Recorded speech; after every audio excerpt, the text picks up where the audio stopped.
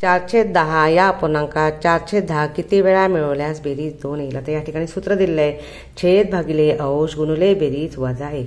आता या ठिकाणी 4/10 मध्ये छेद किती आहे 10 आहे, आपण लिहूया 10 भागिले अंश किती आहे 4, 10 भागिले 4 गुणिले बेरीज किती दिले 2 दिले आहे, ह्याला कौंस घालूया वजा 1। आता सोडवूया आपण, आता तिरकस गुणाकार करूया 10 दुना 20 भागिले 4 वजा 1 म्हणून भागलं 4 एके 4, 4 पंचा 20 बरोबर 5 वजा 1 बरोबर 4 म्हणून पर्याय क्रमांक 3 हे त्याचं उत्तर। 5/6 ची 12 पट। आता या ठिकाणी 5/6 ची 12 पट असं विचारलेलं आहे। आता पट 12 म्हटल्यानंतर गुणाकार करायचा म्हणून 5 भागिले 6 गुणिले 12 बरोबर किती ते काढायचे आहेत। आता छेदाने अंशाला भागूया 6 एके 6, 6 दुने 12 म्हणून अंशस्थांची गुणाकार करूया 5 गुणिले 2 म्हणजे 5 दुने 10 म्हणून पर्याय क्रमांक 1 हे त्याचं उत्तर।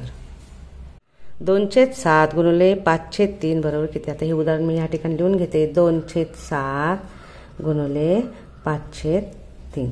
आता या ठिकाणी गुणाकार करायचा आहे, जेव्हा बेरीज करायची असते तेव्हा आणि छेद जर वेगवेगळे असले तर आपण काय करतो छेद समान करून घेतो आणि मग अंशांची बेरीज करतो, छेद तसा ठेवतो। वजाबाकी करताना पण तसाच, जर वेगवेगळे छेद असले तर आपण काय करतो छेद समान करून घेतो, यासाठी काय करतो तिरकस गुणाकार करून छेद समान करून वजाबाकी करतो। पण या ठिकाणी गुणाकार करायचा आहे आणि अंश आणि छेद वेगवेगळे आहेत, पण त्यासाठी आपल्याला छेद सारखे करून घेण्याची काही गरज नाही। अंशांचा गुणाकार करायचा, छेदांचा गुणाकार करायचा म्हणून ते उदाहरण मी पुन्हा मांडते। या ठिकाणी 2 गुणिले 5 अंशस्थानी आहेत भागिले 7 गुणिले 3। आता बरोबर अंशांचा गुणाकार करा, 2 ने 5ला गुणा 2 पंची 10 आणि 7 त्रिका 21 म्हणून त्याचं उत्तर आलं 10/21। पर्याय क्रमांक 3 हे त्याचं उत्तर।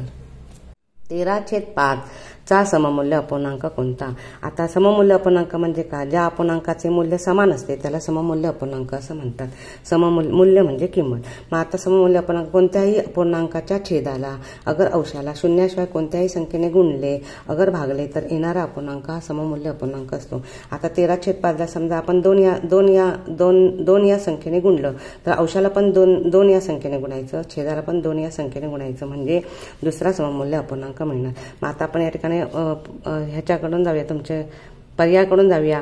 13 एके 13, 13 दुना 26, 13 त्रिक 49, 13 चौक 52, 13 पाची 65 म्हणजे 13ला जर 5 ने गुणलं तर 65 येतात। मग 5ला सुद्धा आपण 5 ने गुणलं तर 5 25 येणार, म्हणून 13ला पण आपण 5 ने गुणू आणि छेदाला पण सुद्धा आपण 5 ने गुणू। 13 पाची 65 आणि 5 5 25, 65/25 पर्याय क्रमांक 4 हे त्याचं उत्तर। 1/4 सममूल्य अपूर्णांक कोणता। तर सममूल्य अपूर्णांक आपल्याला काढायचा आहे, पण त्याचा 1/4 हा अपूर्णांक आला पाहिजे। मग आता आपण पर्याय करणं जाऊया।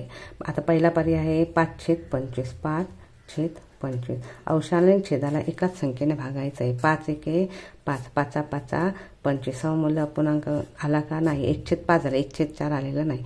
आपण दुसरा करूया 61/244, 61 एके 61, 61 चौक 244 म्हणजे ह्याचा अपूर्णांक आलेला आहे 1/4 म्हणजे सममूल्य अपूर्णांकामध्ये 1/4 सममूल्य अपूर्णांक 61/244।